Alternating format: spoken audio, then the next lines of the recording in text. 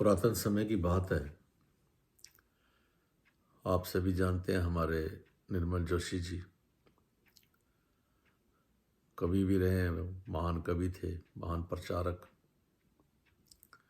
एक समय की बात है, वो दिल्ली से बाहर किसी शहर में गए। जब वापस आए तो शहनशाह बाबा अवतार सिंह जी के कमरे में चले गए और शहनशाह बाबा अवतार सिंह जी महाराज लेटे हुए थे। नमस्कार करके निर्मल जोशी जी नीचे बैठ गए और कहना शुरू किया कि शहनशाह जी, दास फलाने शहर गया था। तो शहनशाह जी कहने लगे, अच्छा लेटे लेटे कहते हैं, अच्छा फिर खूब कविता सुनाई होगी। तो निर्मल जोशी जी कहने लगे, नहीं शहनशाह जी, उन्होंने तो दास को स्टेज पर बिठा दिया विचार के लिए। तो एकदम शहनशाह जी जंप मारकर ऐसे बैठ गए और ऐसे ताली मारकर कहते हैं, बस अब मेरे मिशन का जो प्रचार बढ़ेगा, क्योंकि मेरे भक्तों का, मेरे गुरसिखों का सत्कार होना शुरू हो गया है। ये थी हमारे सदगुरु की सोच। क्योंकि जैसे परिवार में सब प्यार से रहें, पिता माता पिता कितने खुश होते हैं। जहाँ सद्वचन करने की भावना हो, एक दूसरे का सत्कार हो, ये भी हम कह देते हैं जहाँ प्यार है महाराज, उन घरों में भी कहते स्वर्ग है। तो दातार ऐसी मेहर करे कि जब इस तरह की पुरातन बातें कोई याद आती हैं, दास शेयर करता है। दास को एक 2004 की वो बात भी याद है, जब यहाँ पहली बार मॉन्ट्रियल में कमेटियों का गठन हुआ।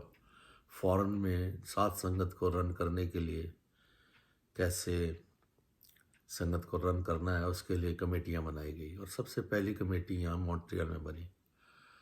और जब कमेटी बन गई तो उसके बाद बाबा जी ने कहा कि मैं सातों मेंबरों को आपको मिलना चाहता हूँ।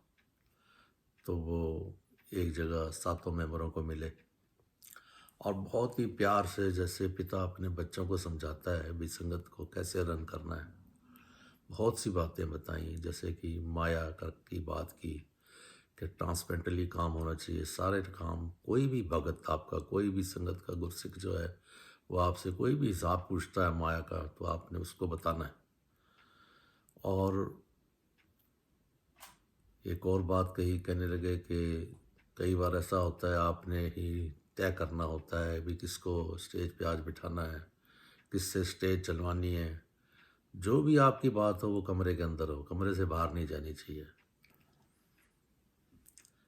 कहीं ऐसा ना हो कि तुम एक बाहर जाके कह दे, जी मैं तो तेरे हक में था, तुझे बिठाना चाहता था, लेकिन फलाना नहीं मानता था।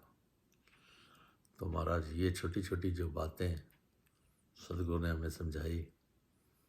और दूसरा कहने लगे कि जो आपका शहर का प्रमुख होता है, वो फादरली फिगर होता है। तो प्रमुख का सत्कार करना हमारा फर्ज बनता है, क्योंकि कोई भी बात पर प्रमुख अपनी मनमत नहीं करता। वो जो भी गुरु की मत होती है, जो गुरु के आदेश उपदेश आते हैं, वो हमें आगे पहुंचाता है। तो प्रमुख का सत्कार करना जो है, वो गुरु का सत्कार होता है।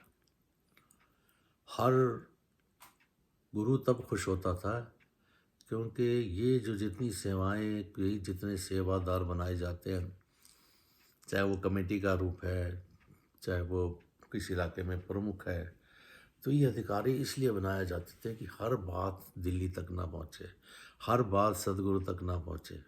छोटी छोटी बातों को वो अपने अपने शहर में निपटा लिया करें। तो ये होते हैं गुरु के सहयोगी, गुरु का साथ देने वाले। असल भक्ति यही होती है कि कोई अगर गुरु के पास पहुँचे तो कोई अच्छी बात पहुँचे, कोई खुशी वाली बात पहुँचे। बाकी दातार ऐसी मेहर करे हमारा, जो प्रमुख भी होता है वो भी अपने आप को मिटा देता है। वो अपने आप को दास भावना से ऐसा संजो के रखता है वो भी महसूस नहीं होने पाता। जैसे एक पिता अपने बच्चों को बराबर प्यार करता है, ऐसे ही जो प्रमुख होता है वो सारी संगत से एक जैसा व्यवहार करता है, एक जैसा प्यार करता है। तो ये महाराज कुछ छोटी-छोटी जो बातें सद्गुरु ने हम तक पहुँचाई, तो महाराज दातार मेहर करे कि वो सब कुछ आस्ता-आस्ता याद आता है, तो दास शेयर कर लेता है। तो दातार ऐसी कृपा करे महाराज कि सद्गुरु के आदेशों उपदेशों को अपने जीवन में ढालते चले जाएँ, मानते चले जाएँ। उसी में आनंद है, उसी में सुख है। तो दास को अचानक आज ये याद आया, तो दास ने सोचा चलो आज यही शेयर करें। तो ऐसी कृपा बनाए रखना कि जो भी सद्गुरु के आदेश उपदेश आते हैं उनको अपन झोली में डालें और सत्य वचन करते रहें, क्योंकि इसी में असल सुख और आनंद है। प्यार से कहना, धन्यवाद।